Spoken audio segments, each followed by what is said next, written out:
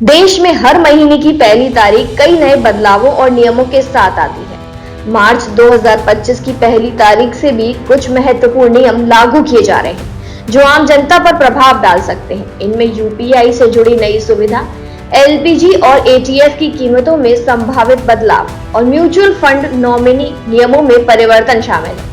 आइए डालते हैं इन बदलावों पर एक नजर। पहला, यूपीआई में बीमा एएसबी सुविधा लागू। 1 मार्च 2025 से यूपीआई सिस्टम में बीमा एएसबी यानी कि application supported by block amount नाम की एक सुविधा जोड़ी गई है।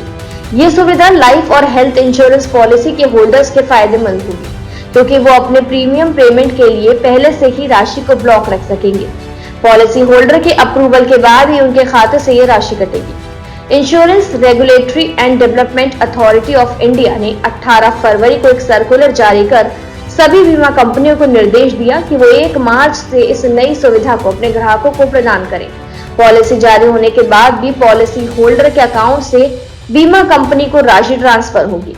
ये सुविधा लेने के लिए ग्राहक को अपनी इंश्योरेंस कंपनी के प्रपोजल फॉर्म में इस ऑप्शन को चुनना होगा। एलपीजी सिलेंडर की कीमतों में संभावित बदलाव। हर महीने की पहली तारीख को एलपीजी सिलेंडर की कीमतों में बदलाव की संभावना रहती है। 1 मार्च को भी घरेलू और कॉमर्शियल गैस सिलेंडरों की कीमतों में संशोधन किया जा सकता है। 1 फरवरी 2025 को 19 किलोग्राम के कॉमर्शियल गैस सिलेंडर की कीमत में 7 रुपए की कटौती की गई थी, जबकि 14 किलोग्राम के घरेलू सिलेंडर की कीमतों में कोई बदलाव नहीं हुआ था। इस बार कीमतों में बढ़ोतरी या कटौती दोनों की संभावना है। हवाई ईंधन की कीमतों में संशोधन। हर महीने की पहली तारीख को एयर टरबाइन फ्यूल यानी हवाई ईंधन की कीमतों में संशोधन किया जाता है। 1 फरवरी 2025 को एटीएफ की कीमत में 5.6% की बढ़ोतरी की गई थी, जिससे ये 5,078 रुपए 25 पैसे किलोमीटर बढ़कर 95,533 रुपए 72 पैसे प्रति किलोमीटर का हो गया था। एटीएफ के दाम बढ़ने से हवाई यात्रा महंगी हो सकती है। म्यूचुअल फंड्स और डीमैट अकाउंट में 10 नॉमिनी जोड़ने की सुविधा। 1 मार्च 2025 से म्यूचुअल फंड और डीमैट अकाउंट के नॉमिनेशन से जुड़े नियमों में बदलाव किया जा रहा है।